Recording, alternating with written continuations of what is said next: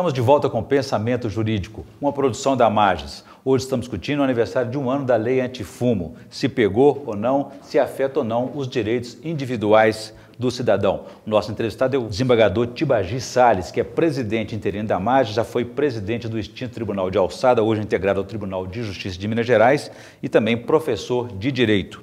Doutor Tibagi, quais são os agentes responsáveis pelo cumprimento dessa lei? Polícia Militar entra nisso ou é setor Secretaria de Saúde? Quem cuida do cumprimento dessa lei? Lamentavelmente, não existe em Minas Gerais um órgão, ou seja, um departamento, porque em se tratando de fiscalização, embora seja fiscalização de natureza sanitária, devia haver um órgão para poder cuidar e fiscalizar. E, infelizmente, nós não temos, não se tem notícia em Minas Gerais da existência de algum órgão encarregado de um aparelhamento para isso. Sim. E como que o Judiciário entra nessa, digamos, na fiscalização, no cumprimento dessa legislação? Já foi provocado alguma vez, por alguma razão? Não, no Judiciário de Minas eu não tenho notícia. Mandei fazer uma pesquisa, não encontrei. Parece-me que já existe São Paulo, alguma coisa Rio de Janeiro. Onde a lei está mais rigorosa, né? O próprio governo do Rio de Janeiro. Com relação à constitucionalidade ou não dessa lei. Aqui em Minas não tem. Entretanto, o Judiciário só age provocado. Para que seja provocado, tem que haver esta provocação. Como aqui nós não temos nem sequer notícias de autuações, não tem como ser provocado ainda. No caso, o senhor citou São Paulo e Rio de Janeiro, onde a lei está mais rigorosa, até em ambiente fechado é proibido fumar. O próprio governo do estado do Rio de Janeiro, em parceria com outra, parece que uma companhia de turismo, estão acionando o Supremo Tribunal Federal contestando a constitucionalidade dessa lei.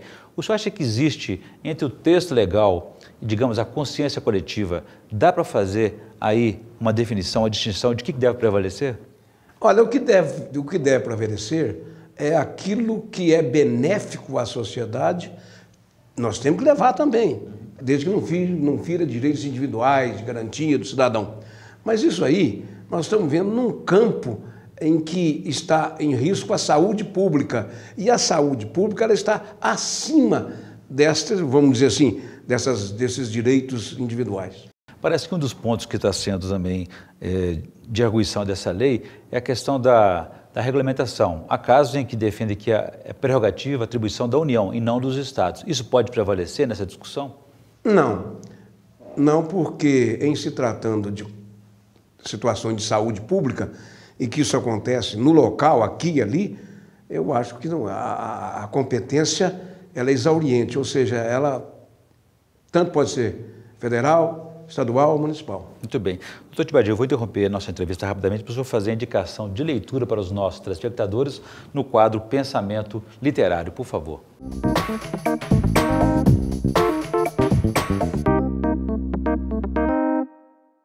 O livro ao qual eu me refiro é o livro do Saulo Ramos, Código da Vida. Este livro é, na verdade, como se fosse uma enciclopédia da época do pós-ditadura, do primeiro governo Sarney. Aquela é a época quando nós reiniciamos no Brasil o sistema democrático.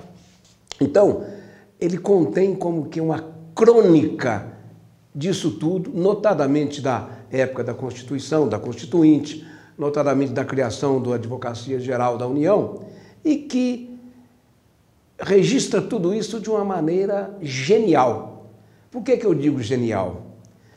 Porque, paralelamente a estes aspectos que eu estou dizendo de verdadeira crônica, de verdadeira enciclopédia, ele conseguiu fazer isso em um romance, mais do tipo dramático, em que, quando nós começamos a ler esse livro, nós não paramos.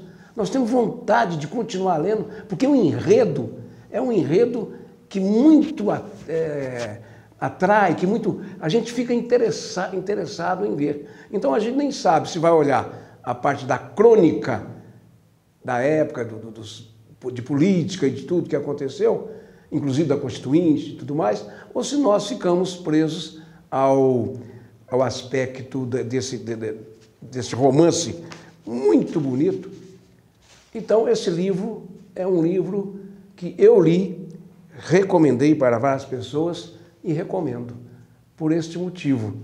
É o Código da Vida, de Saulo Ramos. Muito bem, um período de grandes transformações no país. O senhor acha que o direito acompanhou essa transformação na sociedade, esse dinamismo do dia a dia, do pensamento que vem desde a Constituição de 88, esses últimos 23 anos? Sem dúvida, sem dúvida. Nós sabemos que o direito é vida, nós sabemos que a evolução social é muito grande. Então, o direito tem que acompanhar, e às vezes nem consegue. E nós vivemos até um paradoxo, né, doutor Tibagi, porque há registro, por exemplo, do próprio Conselho Nacional de Justiça, o CNJ, de que no ano passado, 2010, o Judiciário julgou 16 milhões de processos em todo o país. Mas ainda fica uma sensação de morosidade. Por quê, hein? Porque isso aí é o seguinte, a divulgação não existe, nós não temos uma divulgação como ela devia existir. Mas a questão dos recursos, por exemplo, isso não compromete o desempenho? Porque às vezes uma decisão começa ali na primeira instância, depois vai para a segunda instância, terceira e quarta. Quer dizer, onde é que se faz justiça? É na última instância? Bom, mas isso aí é o seguinte, isso aí é uma questão que eu diria como que endêmica, ou seja, o direito, nada observa. Veja que coisa, como é que pode acontecer isso na vida, a dicotomia. Enquanto o direito deve atualizar-se, avançar, tá? Paralelamente, ele é tradicional. Até hoje na Inglaterra ainda usa-se o capelo. E como é que o senhor vê essa proposta do ministro Peluso de reduzir os recursos e valorizar as decisões das primeira e segunda instância? Eu acho que pela primeira vez eu estou vendo isso no Judiciário e que é uma ferramenta, é uma utilização importantíssima. Eu acho que, parabéns por ele ter coragem, merece o meu aplauso. E não afeta o direito de defesa, amplo de defesa? Não acontece isso não. Muito bem.